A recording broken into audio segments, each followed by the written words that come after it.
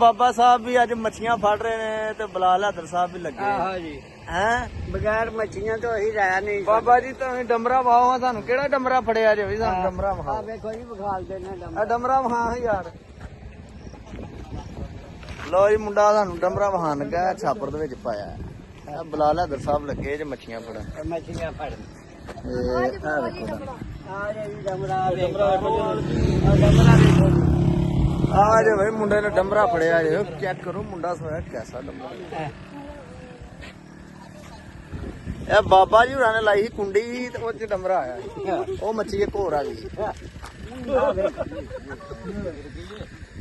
ਲੋ ਜੀ ਬਲਾਲ ਹਾਦਰ ਸਾਹਿਬ ਦੀ ਕੁੰਡੀ ਨਾਲ ਮੱਛੀ ਆਈ ਪਰ ਉਹ ਕੁੰਡੀ ਟੁੱਟ ਗਈ ਹੈ। ਮੱਛੀ ਬਾਹਰ ਨਹੀਂ ਆਈ। ਬਾਬਾ ਉਹ ਕੁੰਡੀ ਟੁੱਟ ਗਈ।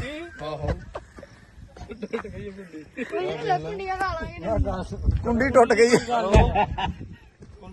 ਉਹ ਮੱਛੀ ਤੜਫ ਗਈ ਯਾਰ ਨਾਲ ਪਿੰਡ ਚ ਭਾਜੀ ਵਾਕਈ ਮੋਟੀ ਹੀ ਆ।